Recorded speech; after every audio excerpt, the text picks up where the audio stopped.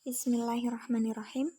Assalamualaikum warahmatullahi wabarakatuh. Perkenalkan, nama saya Novitasari, NIM 2619057. Di sini saya akan mengulas sedikit tentang bab puasa, guna untuk menyelesaikan tugas UTS mata kuliah Fikih Ibadah kelas B. Pengertian puasa. Secara etimologi atau secara bahasa, puasa berasal dari kata suyam dan shaum yang merupakan bentuk masdar. Nama lain puasa secara bahasa Arab yaitu al-imsak yang artinya menahan. Sebagaimana disebutkan dalam surah Al-Baqarah ayat 187. Nah, menurut Al-Ghazali dalam kitab Ihya Ulumuddin, perbedaan kata siam itu hanya menahan diri dari makan dan minum yang bisa membatalkan puasa. Sedangkan shaum tidak hanya mencegah makan dan minum saja, tetapi juga mencegah dari bicara ataupun pikiran yang dapat merusak ibadah.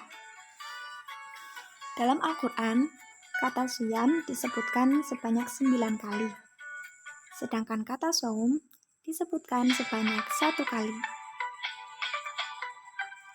Nah, mengapa sih kata siam disebutkan 9 kali dalam Al-Quran?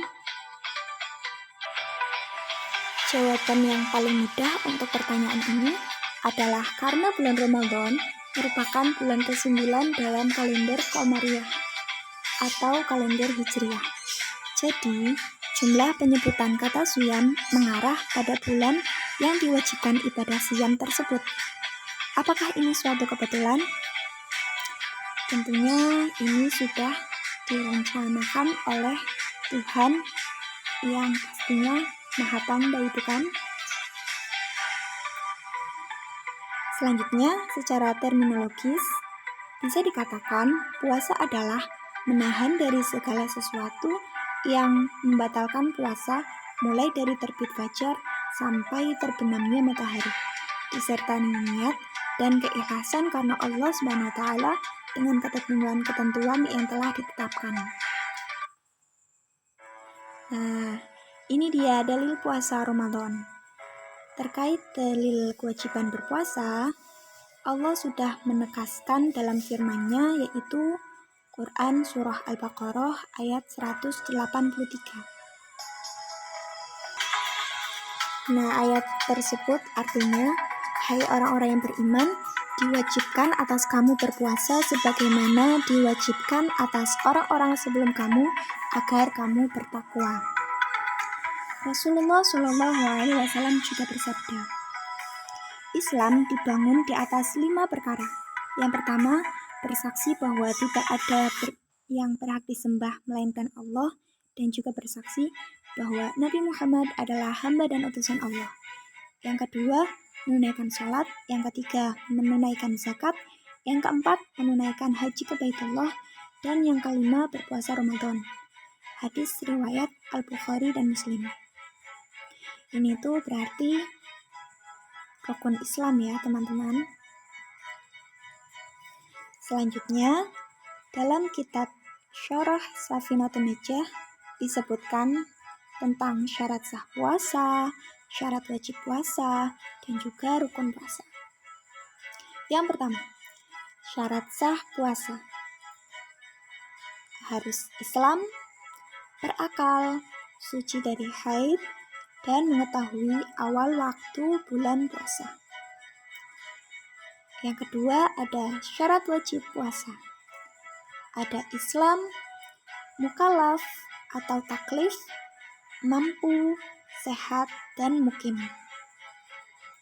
Nah, untuk rukun puasa ada 3, yaitu niat, dimana jika puasa Ramadan itu setiap hari sebelum terbit fajar. Yang kedua, menahan diri dari segala sesuatu yang bisa membatalkan puasa. Dan yang ketiga, orang yang berpuasa itu sendiri. Nah, kita kaitkan lagi dengan matematika. Untuk faedah berpuasa. Dalam sistem bilangan desimal, kita mengenal terdapat 10 macam lambang bilangan, yaitu mulai dari 0, 1, 2, 3, 4, 5, 6, 7, 8, sampai dengan 9. Bilangan-bilangan tersebut akan membentuk sebuah siklus di mana setelah 9 akan kembali lagi ke 0. Itu disebut dengan modulo. Nah, jika kita analogikan agar kita bisa mengambil hikmah berkaitan dengan bulan Ramadan yang merupakan bulan ke-9, kita akan mendapatkan 2 kesan. Yang pertama, ada kesan bahwa 9 merupakan bilangan terbesar yang sesuai dengan posisi bulan Ramadan sebagai penghulu segala bulan atau Sayyidu Asyhur. Nah, kesan keduanya adalah setelah 9, maka siklus akan kembali pada angka 0. Hal ini sangat sesuai dengan pelaksanaan ibadah puasa Ramadan, di mana ibadah puasa Ramadan diharapkan dapat mengembalikan umat Islam pada posisi 0, yaitu posisi fitrah. Setelah umat Islam sudah bercarut-marut dalam menghadapi berbagai masalah dan dosa, maka puasa Ramadan inilah yang merupakan momen untuk mengembalikan dirinya kepada kesucian atau Idul Fitri. Kembali ke posisi 0. Hal itu juga sesuai sebagaimana hadis Nabi Muhammad SAW yang mengatakan, "Man shoma Ramadana imanan wahtisaban ghufira lahu ma taqaddama min dzambih." Yang artinya, barang siapa yang berpuasa Ramadan karena iman dan mengharapkan pahala, maka diampuni dosa-dosanya yang telah lalu. Hadis riwayah Imam Bukhari dan Imam Muslim. Hadis ini pastinya sahih ya teman-teman. Nah, mungkin cukup sekian yang dapat saya sampaikan. Kurang lebihnya mohon maaf. Sebelum saya tutup, mungkin untuk menggenapi agar video ini sesuai dengan syarat dari UTS mata kuliah fikih ibadah, jadi saya akan memberikan kata-kata terakhir yang berkaitan tentang puasa. Puasa yang tidak kalah penting adalah kemauan yang kuat untuk meraih kecintaan Allah melalui ibadah puasa.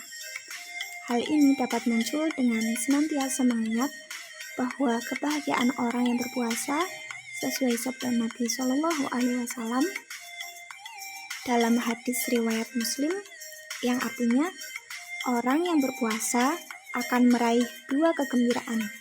Kegembiraan ketika berbuka puasa atau berhari raya, dan kegembiraan ketika bertemu Tuhannya.